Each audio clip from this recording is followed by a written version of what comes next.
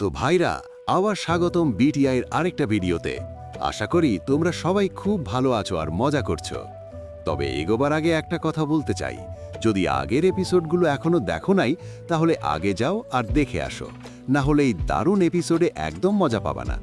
আর যদি দেখে ফেলো তাহলে দেরি না করে আজকের ভিডিওটা শুরু করি। কিন্তু শুরু করার আগে একটু আগের এপিসোডটা রিভিউ করে নিই।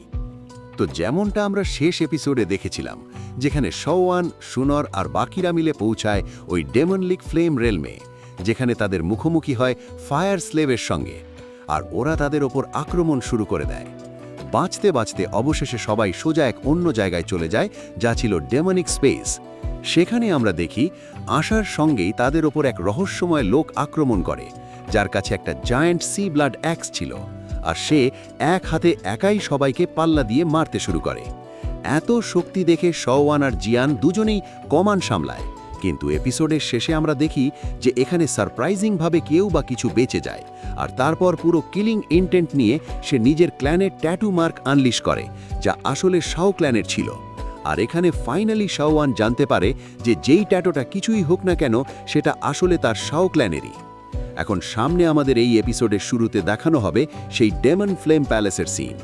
একই জায়গার সিন, যেখানে চারপাশ থেকে হঠাৎ করে ইন্টেন্স পরিমাণে ফ্লেমরা বাইরে বের হতে শুরু করে, এবং একটি বিশাল বিস্ফোরণের সঙ্গে এখানে স্পেসে ফাটল ধরে একটা ক্ল্যান মার্ক বের হয়, যা কারো না বরং শাও ক্ল্যান ট্যাটু মার্ক ছিল।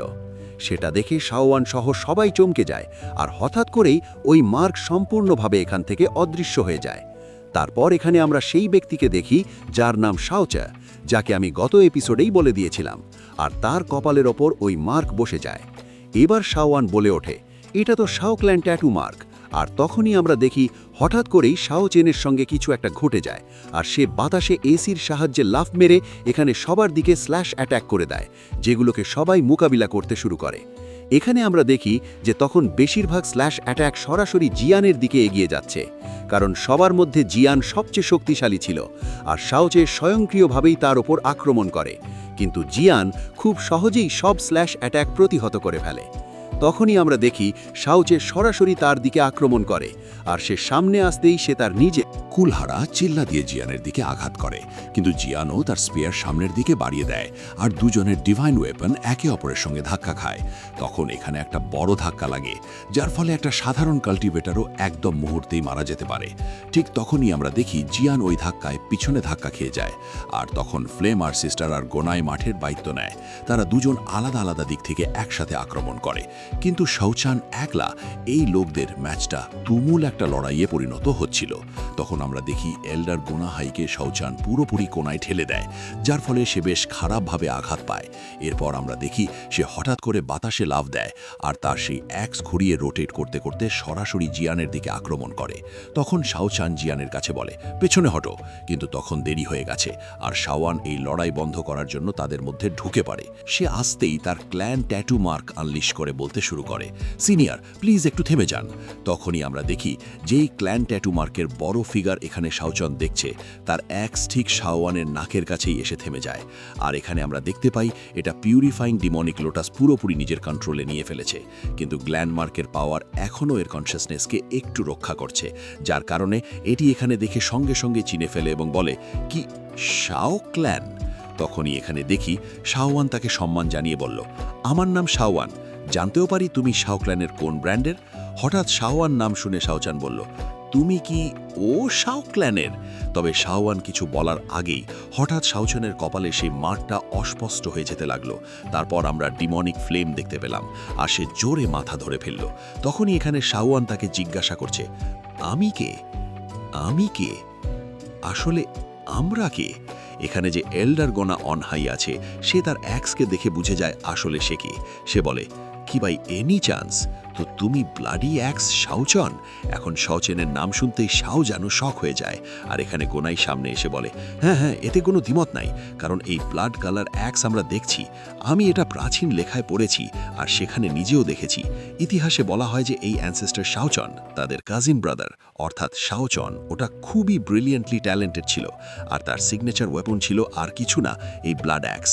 এখন এখানে যেমনি শাওয়ান শুনল যে অ্যানসেস্টার শাওয়ানের এই কাজিন, মানে এটা যেটা শাওয়ানের নিজের অ্যানসেস্টর ছিল, আর সিস্টার শাওচন। তখনই আমরা দেখি হঠাৎ করে শাওচনের মাথায় অনেক বেশি ব্যথা শুরু হয়।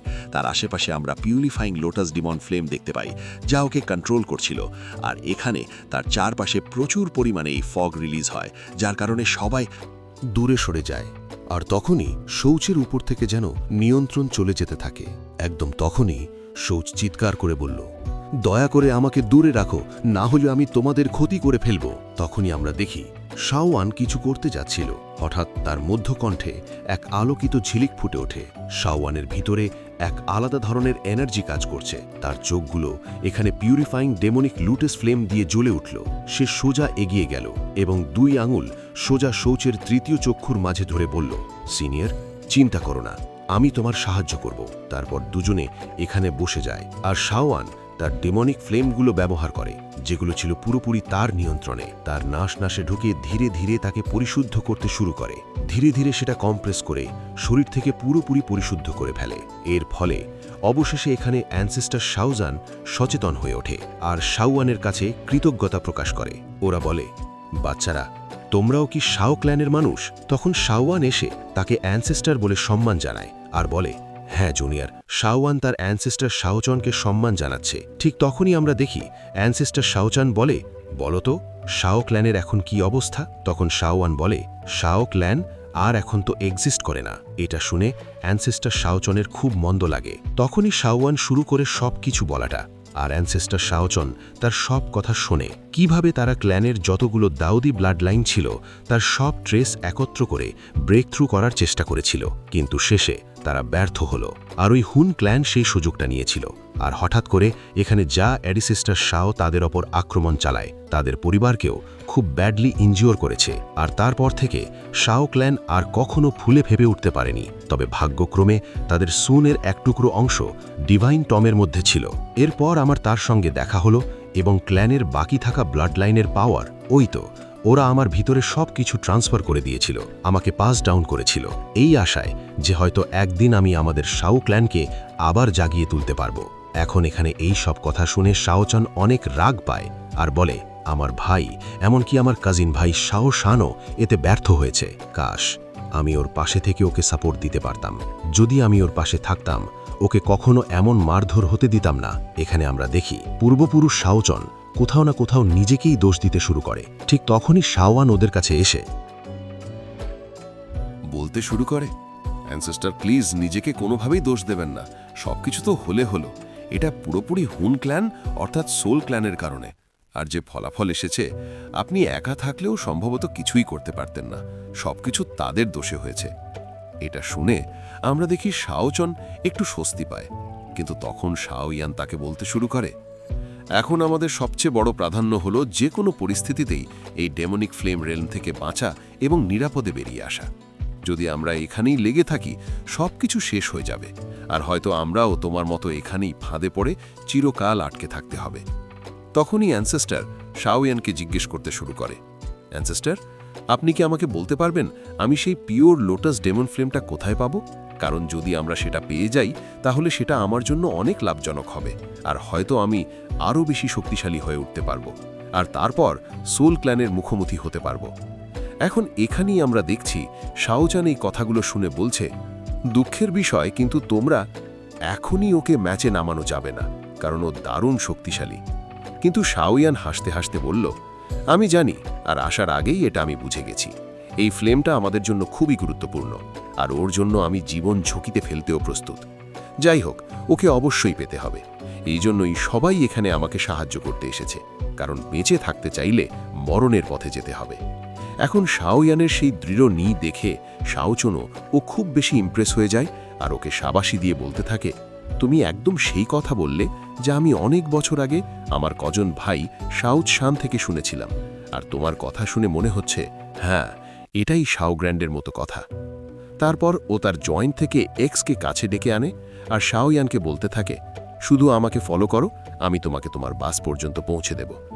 তখনই সিন শিফট হয়, আর আমরা দেখি ওরা ফ্লেম রেলমের এমন এক জায়গায় পৌঁছায় যেখানে অনেক বিলাসবহুল একটা পেনিস আছে।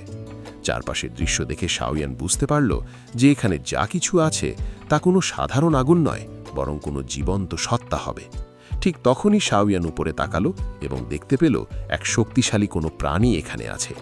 তখনই তার কানে একটি আওয়াজ এলো যা বলল, কি ব্যাপার? যেমনটা আমি আমার ফায়ার স্লেভ থেকে আশা করেছিলাম, তুমি সত্যিই অনেক ইন্টারেস্টিং ফলোয়ার্স এখানে নিয়ে এসেছো। হ্যাঁ, তো বলো, তোমরা সবাই কি প্রস্তুত আমার পরবর্তী ফায়ার স্লেভ হওয়ার জন্য?